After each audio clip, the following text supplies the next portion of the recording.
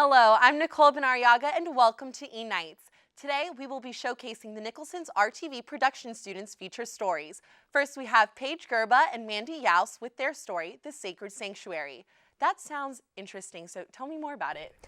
Well, Mandy and I were both really interested in the whole subject, and we found out a place in Mims, Florida, and once we found out about it, we just thought we had to go and check it out. Well, that sounds very interesting, so let's take a look. Buddhist Center is a Mahayana tradition Zen Buddhist center. The way White Sands started was we had a core group of Vietnamese Buddhists out of Orlando that donated the seed money to purchase the property. This core group of Vietnamese members also found our abbot and fortunately convinced him to come here. Our abbot within the Vietnamese community was very well known since he's translated most of his writings into English on a known basis. He's probably one of the top Mahayana teachers in North America right now. We opened the community to our neighbors and to the community at large. The property borders the Rails to Trails, which is a path that was donated by the railroad track, and they pulled the tracks up, and it runs from Brevard County through South Volusia County. The counties are in the middle of paving that walkway now, and the full intent of the center is to be here not only for those folks that come through the path, but the folks that come off the road. So we have a number of activities throughout the year, a number of retreats, and then we have our weekly services that are conducted here. And in our tradition, you don't have to be a Buddhist to practice meditation. The Buddha for us is a teacher. We have the Bodhisattva Avalokitesvara, which is 32 feet high, and there's a significance in the height. In the Heart Sutra, there are 32 manifestations that Buddha has and to help sentient beings. And so that's why she's 32 feet high, and she is set on a lotus flower. The second Buddha that was placed on site was the Buddha meditation, which is the sitting Buddha. And that Buddha is a 200-ton Buddha. And then we have the Buddha in Nirvana. That's where the Buddha, when he fell asleep and left his earthly body, that's the position he was in, on his side. Compassion is at the center of our practice, and we find compassion within ourselves, which allows us to better express that and to show that to others in the community. I think what's important to know is that for us, it's not about religious conversion. As a matter of fact, our teachings is that we don't want anybody to convert. We want to share with you what we have to share. And we know that if you spend time with us, that you can better develop the way you believe. And if nothing else, it'll help you become a better person. And so, I always tell folks, no, you don't have to worry about coming here. We're not going to come here and make you sign up and go through a process of conversion. We just want you to, if you want to come. Well, all of that just looked absolutely beautiful. Thank How was you. it like being there in person? It was really nice, walking the grounds and seeing all the different Buddha statues. It was peaceful. It definitely was nice for us to experience. Definitely had a Zen feel to it. Mm-hmm. And the man that we interviewed, Ray, he was very much proud of being present in the moment. So before we even started our interview, he definitely had us center ourselves, and it made the whole experience more enjoyable. He was a really peaceful person, and we learned a lot from him, definitely. Oh, well, that just seems so relaxing. I feel like I have to go check it out. Well, that was very interesting, ladies. Thank you guys so much. Coming up, we have more entertaining interviews and stories, so don't go anywhere.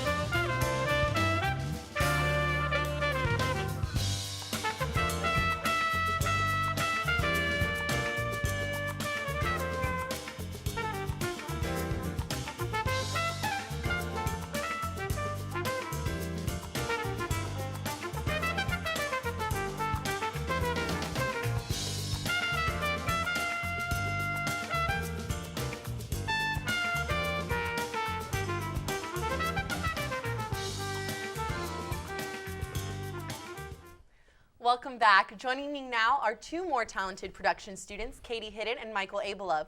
Welcome. So tell me more a little bit about your story. Well, Austin's Coffee is a coffee house in Orlando area where they have different nights of open mic, and they had trouble with one of their nights, open hip hop.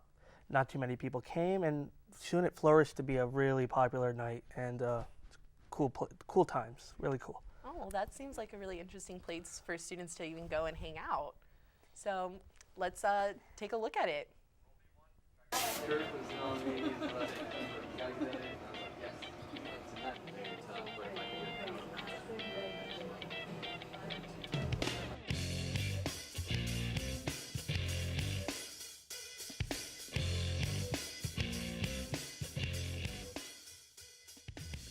Austin's Coffee.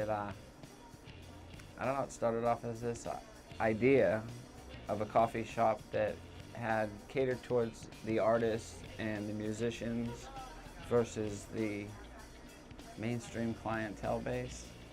It brings together so many varieties of people. You've got the hip hoppers. I just open my doors and open my stage and tell people that they can come do whatever they're passionate about.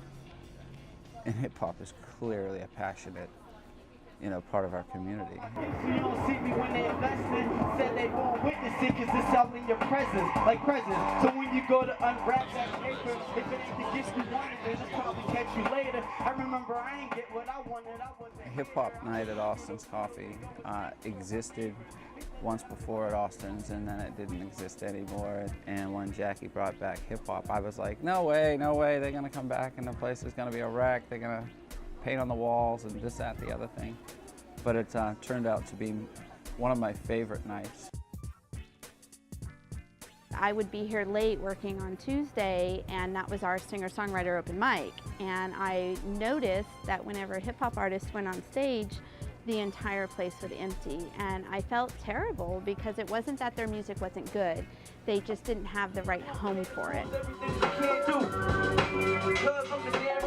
community took the night and made it their own. All we did was make it available and the in general kind of music that we wanted. We wanted it to be geared towards hip hop and rap and not be folky at all. We wanted them to have their own home. I really like the atmosphere that's generated here from the hip hop night. It's, I mean, some people got to broaden their aspects to get down with some hip hop, but it's a lot of fun once you do.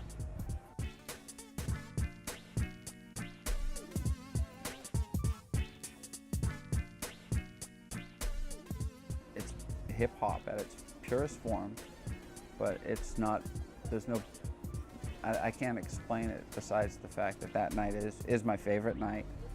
It's a collection of the community that normally wouldn't exist in the same room together. I had a lot of adversity from our regular customer base at first, and now Monday night has its own clientele, and ironically enough, the people come in the rest of the week. They trickle in, and some of them were like, wow, this place would be really cool to hang out and do my homework. They do so much cross-promotion. The place is filled with flyers afterwards for different shows and events. You know, they make the community in Orlando.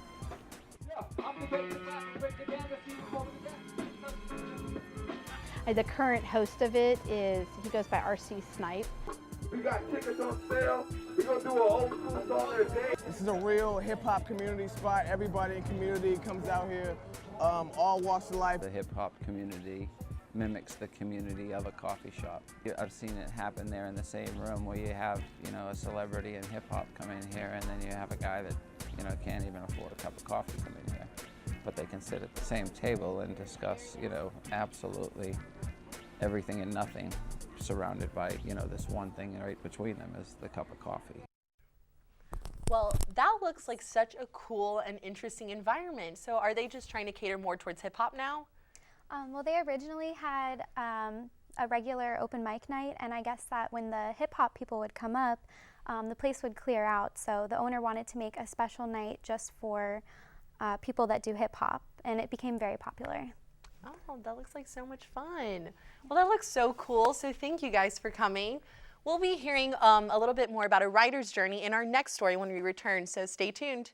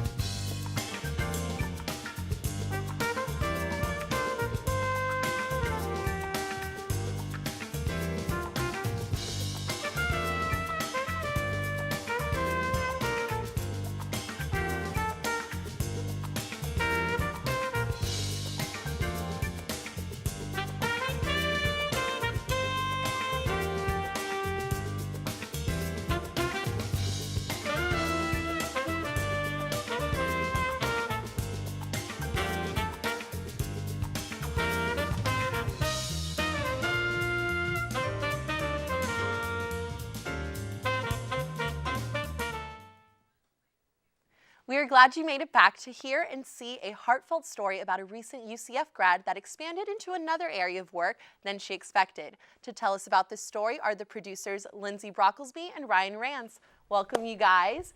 So can you tell me a little bit more about your story? Yeah, basically it's just a motivational story. My friend graduated from UCF a few years ago, and she's been doing so much with her life, and she wants to become a writer, and it's really hard to like transition from graduating UCF and then like getting to where she wants to be. So we kind of just like highlighted that. It's almost like a reminder to keep, you know, your passion alive, to always do what you truly want to do. Oh, well, that's such a nice message. So let's take a look at her story. With the skills that I've acquired throughout college, including my job, I am hopeful that I will find a good way to kind of mix everything that I enjoy and that I'm knowledgeable of together to really figure out what will make me happy when I wake up every day.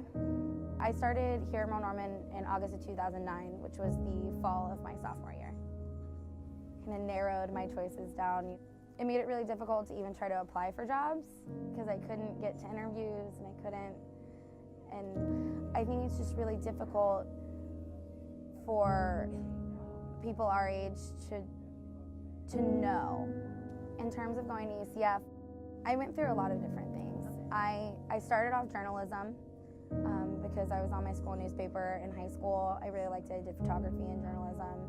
And you have an idea, but there's so many things out in the world to do. Like you can go to grad school, try to jump into the job market, but I think the process of attaining a career job is just so much different, and they expect so much more from candidates these days. So I think it's a difficult transition. It's not as cut and dry as I think it used to be in the past. And I think that's really difficult for recent graduates to really figure out. If plan A doesn't work, not having a plan B at all and not knowing what plan B is. That was me feeling like I needed to do something next with my life. And you've been in school your entire life and you think the next step after college and undergrad is grad school. And so I kind of felt forced into doing something since I've been in the same career now for 4.5 years. I felt like since that wasn't taking any sort of huge transition, that I needed to do something to perpetuate my future. I have a number of things that would make me happy in terms of future successes. Focusing on my writing and hopefully making something of it while I'm still alive, like most artists have a difficult time doing. But the positive thing about writing is that I can do it anytime. There's no real constraint on when I can write, why I can write, how, all of these things. So no matter where I am in my life and what career I'm in, I can still focus on my writing. But I am hopeful. I know that I've gained really good experiences here in terms of the customer service all the way up to running payroll and reports and everything like that. I've seen the scope of what it takes to run a business and keep it functioning. I enjoy the experiences I've had here, and it's been difficult trying to figure out how my life at Merle Norman can affect where I want to be in the future. And so I try to just think about the experiences that I've had and how I can take that with me. And so the best way I've found is to interject it into my writing. Well, we wish Shelby the best of luck on her journey. Well, that's all the time we have, folks. I want to thank all of my guests for being here and sharing their compelling future stories with us. And thank you for joining us here on eKnights. Look for our next episode next month, where we will have more entertaining stories from the heart. Good night, everybody.